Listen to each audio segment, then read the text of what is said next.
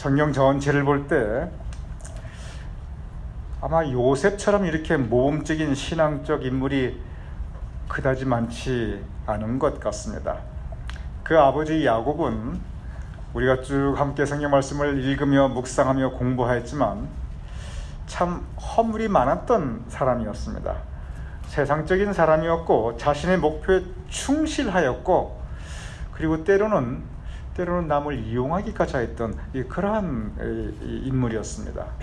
그렇지만 그 야곱은 이렇게 허물이 많았지만 그 마음 중심이 그렇게 악하지 않았습니다. 그리고 하나님께서 나타나실 때 항상 그 하나님 발 앞에 거꾸러지는 그런 영적 겸손함이 있었습니다. 무엇보다도 야곱은 뒤늦게나마 그래도 하나님 다시 만나고 그 하나님 의지하고 살아갑니다. 늦게 철들다는 얘기가 있습니다. 어쩌면 야곱은 좀 늦게 영적으로 신앙적으로 철들었던 그러한 인물이었습니다. 그리고 그 이후 평생 그 믿음을 지키고 살아갑니다. 근데 요셉은 아버지하고 달랐어요. 요셉은 처음부터 끝까지 일관성 있게 한결같게 그 믿음을 지키며 살아갔던 인물이었습니다. 그리고 요셉은 참 복받은 분이었습니다. 오늘은 그 요셉의 삶이 시작되는 첫 시간입니다. 성서 말씀의 요셉, 먼저 꿈에 대한 여러분께서 가장 많이 기억하는 장면이 바로 이 요셉의 꿈에 대한 부분입니다. 한번 그 부분을 다시 보도록 하겠습니다. 창세기 37장 6절에서 7절입니다. 부탁합니다. 요셉이 그들에게 이르되 청하건대 내가 꾼 꿈을 들으시오. 우리가 밭에서 곡식단을 묶더니 내 단은 일어서고 당신들의 단은 내 단을 둘러서서 절하더이다. 네, 감사합니다. 요셉이 꾼 첫 번째 꿈입니다. 그대로 이루어집니다. 그리고 저 꿈 때문에 많은 고초를 당하고 요셉의 인생이 달라지게 됩니다.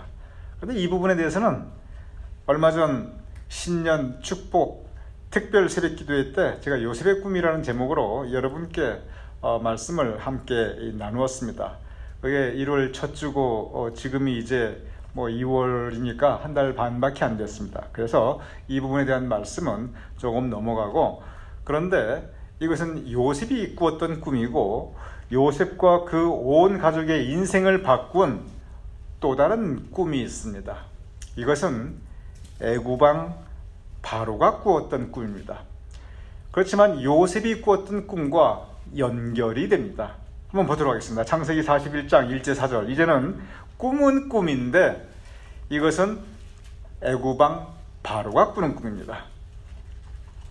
바로가 꿈을 꾼즉 자기가 나일강가에 서 있는데 흉하고 파리한 7 암소가 아름답고 살찐 7 암소를 먹은지라. 네, 감사합니다. 저기 41장 1절 4절인데 저 부분에 앞뒤라든지 중간에 이 부분을 조금 이렇게 생략하고 그냥 이어져서 성경 말씀 그대로 찾아보면 여러분 조금 다릅니다. 하지만 성경 말씀에 있는 부분을 그대로 이었습니다. 바로가 꿈을 꿨습니다. 바로가 애굽 왕입니다. 당연히 애굽 왕이니까 이 장면이 나일강가로 바뀌어집니다. 흉하고 파리한 7 암소, 흉측하고 말라 비틀어진 것 같은 그러한 파리한 아주 흉한 7 암소가 아름답고 살찐 7 암소를 잡아먹습니다. 어떻게 암소가 암소를 잡아먹습니까? 암소는 풀을 먹고 사는 짐승인데, 그런데 아주 흉하고 마르고 못난, 그리고 어느 모로 보나 정말 좋지 않아 보이는 7 암소가 아름답고 풍성해 보이고 그리고 살찐 7 암소를 잡아먹었습니다. 이해가 안 되는 꿈입니다. 어떻게 소가 소를 잡아먹습니까? 계속 이어서 꿈을 꿉니다. 부탁합니다. 41장 5절에서 7절입니다. 다시 잠이 들어 꿈을 꾸니 가늘고 동풍에 마른 7 이삭이 무성하고 충실한 7 이삭을 삼킨지라. 네, 계속 한밤에 꿈을 꿉니다. 가늘고 동풍에 마른 7 이삭, 아주 그냥 말라 그리고 흉해서 먹을 것도 없게 생긴 그런 7 그 곡식 이삭이 무성하고 충실한 알곡 일곱 이삭을 삼킨지라. 어떻게 곡식 이삭이 곡식 이삭을 삼킵니까? 그런데 이해할 수 없는 꿈이죠. 근데 이러한 꿈을 꿉니다. 바로가 잠에 깨어서 이게 무슨 꿈인가, 도저히 이해할 수가 없구나, 이 생각을 하게 됩니다. 그때 이 바로가 요셉을 찾게 됩니다. 우리가 요셉 하면 꿈꾸는 사람으로 생각합니다. 그렇습니다. 요셉이 꿈을 꾸는 사람이었습니다. 그런데 성경 말씀을 읽어보면 사실은 요셉은 꿈을 꾸었던 것보다도 이 꿈을 해석하는 일을 더 많이 했습니다. 그래서 요셉은 꿈꾸는 사람이자 동시에 그 꿈을, 다른 사람들이 꾸었던 꿈을 해석하는 사람이었습니다. 그래서 이 애굽 왕 바로가 저 기이한 꿈을 꾸고 요셉을 찾게 됩니다. 요셉이 바로 왕 앞에 서게 됩니다. 요셉이 그 꿈을 해석하게 됩니다. 여러분이 아시는 부분입니다. 하지만 다시 한번 보겠습니다. 자, 이 두 기이한 꿈에 대한 요셉의 해석입니다. 창세기 41장 29절에서 30절입니다. 부탁합니다. 7 좋은 암소는 7회요 7 좋은 이삭도 7회니 그 꿈은 하나라. 그 후에 올라온 파리하고 흉한 7소는 7년이요 동풍에 말라 속이 빈 7 이삭도 7해 흉년이니. 네, 감사합니다. 여기 보면은 이제 7이라는 숫자는 7년이고, 그리고 좋은 암소, 좋은 이삭, 그리고 파리하고 흉한 7소, 그리고 속이 말라서 속이 빈 7소 다 똑같은 건데, 그게 뭐냐면은 이 처음에 파리하고 흉한 그 7년, 그리고 또 풍성하고 아름다운 그 7년, 그 두 개의 7년이 있다는 이야기입니다. 그러면서 계속 이어서 29절 30절, 온 애굽 땅에 7해 큰 풍년이 있겠고 후에 7해 흉년이 들므로 애굽 땅에 있던 풍년을 다 잊어버리게 되고 이 땅이 그 기근으로 망하리니. 그러니 그 결과는 뭐냐면은, 결론적으로 그 꿈은 무엇을 의미하냐, 결론적으로 7해 큰 풍년이 있겠고 그리고 7해 큰 흉년이 있겠다. 그러니 흉년을 지나면서 그 앞에 있던 풍년 다 잊어버리게 되고 기근이 오리라, 그 뜻입니다. 여러분, 이제 이 부분을 우리가 함께 묵상해 보시기 바랍니다. 여기에서 애굽 왕 바로가 꾸었던 꿈, 그리고 요셉이 해석했던 꿈은 7년 풍년과 그리고 7년 흉년에 대한 이야기입니다. 풍년, 요즘 한국에서 벼농사나 뭐 밭농사 있잖아요. 특별히 뭐 이렇게 벼농사라든지 아주 엄청난 자연재해가 없는 한 요새는 흉년이라는 게 별로 없어요. 뭐 가뭄이 와도 다 물 다 대고요, 뭐 병충해 농약 다 뿌리고요, 뭐 비료 다 해가지고 요즘은 매년 풍년입니다. 근데 옛날에 안 그랬어요. 옛날에는 흉년과 풍년이 분명하게 구별됐습니다. 제가 그거 똑똑하게 기억이 돼요. 그런데 여기 보면 7년 풍년이라는 기간을 한번 생각해 보십시오. 7년이라는 기간이 짧은 기간이 아닙니다. 근데 7년 동안 풍년이라는 것은 뭐냐면 만사형통입니다. 부족함이 없습니다. 내 잔이 넘치나이다입니다. 푸른 초장과 쉴만한 물가입니다. 그런데 이 흉년, 7년 흉년은 사망의 음침한 골짜기예요. 메마른 광야입니다. 마른 뼈들로 가득한 계곡입니다. 여기서 7년 풍년과 7년 흉년은 인생의 모습입니다. 살아가면서 사람이 겪을 수 있는 인생의 그 모습이 7년 풍년이 있을 수가 있고 7년 흉년이 있을 수 있다는 거예요.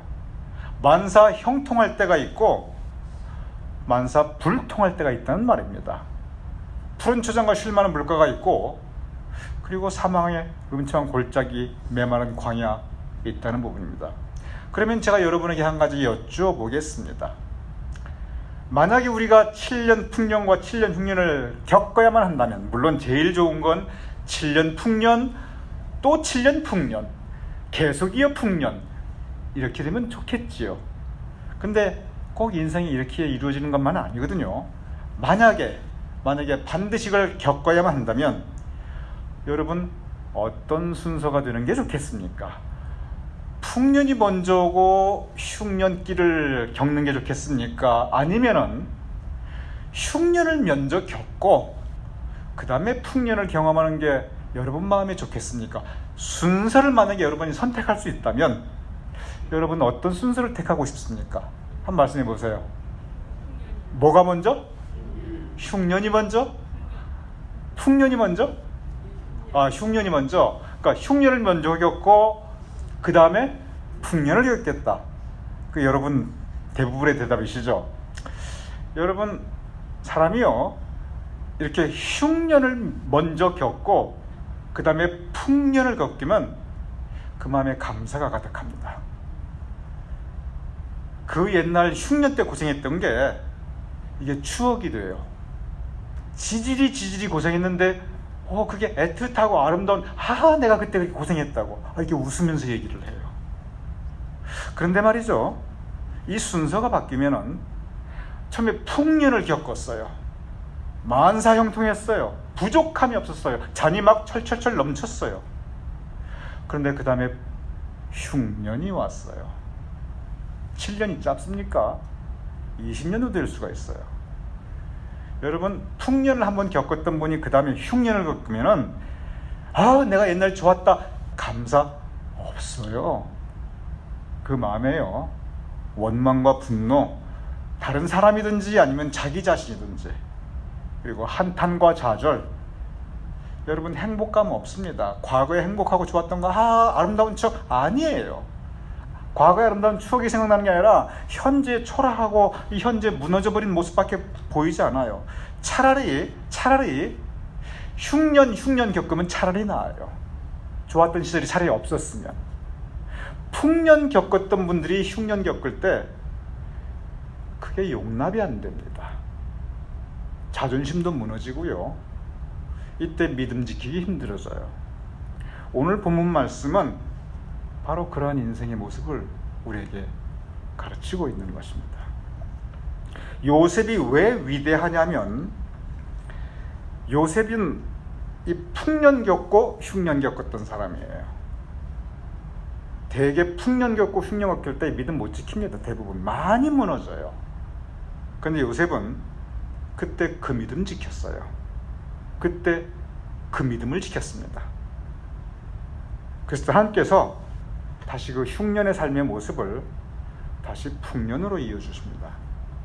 한번 요셉의 삶을 보도록 하겠습니다. 이 꿈은 바로가 꾸었는데 사실 그 모습은 그 애굽 땅의 모습이기도 하지만 그 모습은 요셉의 인생의 모습이고, 그리고 혹시 그 모습은 여러분이나 저나 사람이 겪을 수 있는 그러한 현실의 모습이기도 합니다. 그 과정에서 요셉이 어떻게 했는가 보겠습니다. 39장 2절입니다. 여호와께서 요셉과 함께 하심으로 그가 형통한 자가 되어. 감사합니다. 형통한 자였다고 그랬죠? 요셉의 삶이 형통했습니까? 절대로 형통하지 않았습니다. 처음에 풍년 들었지요. 부잣집 아들로 태어나가지고 채색 옷 입고 호의호식하고 온갖 사랑 다 받고 아무 부족함이 없었습니다. 풍년도 그런 풍년이었었습니다. 근데 그 다음에 흉년 닥칩니다. 노예 시장에 팔려갑니다. 감옥에 갇힙니다. 절대 형통하지 않았어요. 그런데 성경이 형통한 자가 되었다고 그랬거든요. 또 보도록 하겠습니다. 39장 33절입니다. 여호와께서 그와 함께 하심을 보며 또 여호와께서 그의 범사에 형통하게 하심을 보았더라. 감사합니다. 범사에 형통하였다. 절대로 세상적인 기준으로 보면, 인간적인 기준으로 보면 범사에 절대 형통하지 않았어요. 그럼 뭐가 형통하였는가? 요셉이 형통하였던 것은 여호와께서 그와 함께 하심, 하나님께서 계속 함께 하셨다는 것입니다. 그런데 여러분 생각해 보십시오. 하나님께서 무슨 편애를 하셔가지고 요셉하고는 함께하고 야곱하고는 함께하지 않고 누구하고는 함께하시고 누구하고는 함께 안 하고 홍길동 권사님하고는 맨날 하나님께서 함께하시고 김갑동 권사님하고는 하나님이 전혀 관계 안 하시고, 여러분 그러십니까? 그렇지 않아요. 하나님께서는 누구에게나 동일하게 함께 하십니다. 그 함께 하심의 역사를 고백하고 내 마음에 체험하고 받아들이고 그 하나님을 붙잡고 있느냐, 그것은 우리의 몫이에요. 야곱은요, 하나님께서 과연 여기 계시기를 내가 알지 못하였다, 이렇게 고백했어요. 하나님께서 나하고 함께 계시는데 내가 몰랐고 내가 상관도 안 하고 살았다, 그 얘기입니다. 여기서 형통함은 하나님께서 우리를 붙잡아 주신 그 부분은 언제나 있는 부분이고, 그 하나님의 손을 우리가 잡고 있느냐 놓치고 있느냐, 그 하나님을 우리가 기억하고 의지하고 있느냐 잊어버리고 그냥 우리가 떠난 삶을 살고 있는가, 우리의 문제입니다. 요셉이 형통하였던 것은 어차피 여호와께서는 범사에 여러분이나 저나 야곱이나 이삭이나 아브라함 누구나 다 함께 하십니다. 문제는 나입니다. 요셉은 하나님을 범사에 의지하고 붙잡았어요. 흉년이든 풍년이든. 그것이 바로 형통함의 의미입니다. 우리의 형통한 길, 하나님을 붙잡는 것입니다. 어떤 상황이든지. 풍년 때는 감사하고 흉년 때는 원망하고, 그게 우리의 모습이죠. 요셉은 풍년 때도 감사하고 흉년에도 더 의지하고, 또 풍년이 또 와요. 그때 계속 감사하고, 그 다음에 또 흉년 또 닥친다. 요셉의 인생을 보면 풍년, 흉년 막 교차하면서 와요.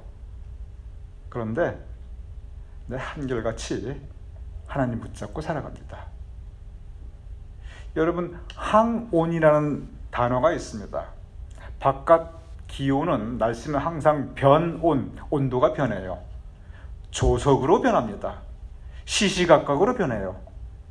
우리 몸의 체온이 그렇게 시시각각으로 변하면요, 우리 일주일도 못 살아요, 여러분. 제가 의사는 아니지만 우리 몸은 항온, 온도가 일정해야 돼요. 어차피 인생살이, 세상은요, 물론 대부분 여러분께 저보다 더 오래 사셨지만 그러니 더 잘 아실 겁니다. 어차피 세상은 변온입니다. 이 풍년과 흉년이 막 교차합니다.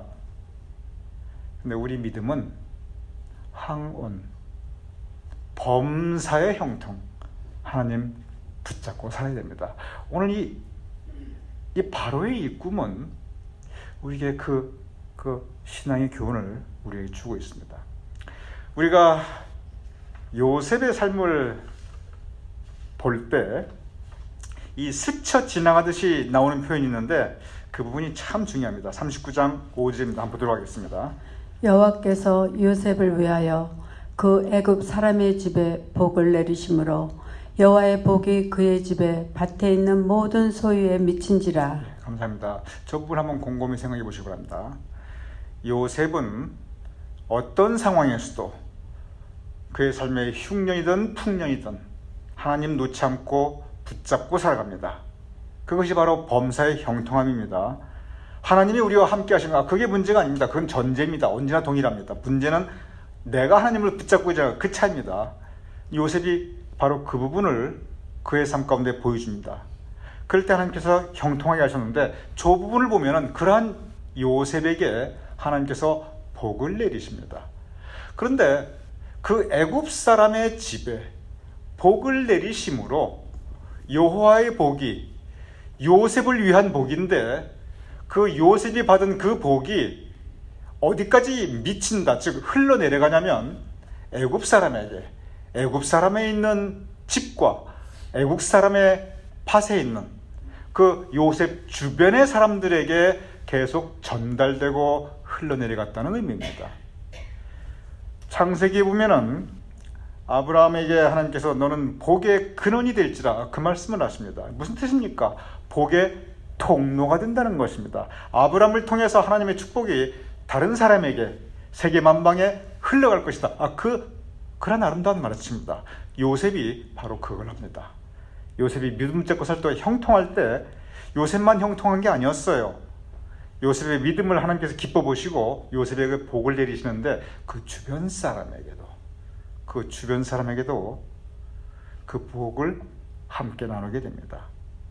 즉 복의 근원, 복의 채널, 복의 통로가 됩니다. 여기서 우리가 받게 될 또 다른 은혜와 신앙의 도전이 있습니다. 여러분, 우리가 복받고 우리가 은혜받고 우리가 감사에 충만한 삶을 살아야 됩니다. 한 단계 더 나간다면 우리가 복의 근원이 되어야 됩니다.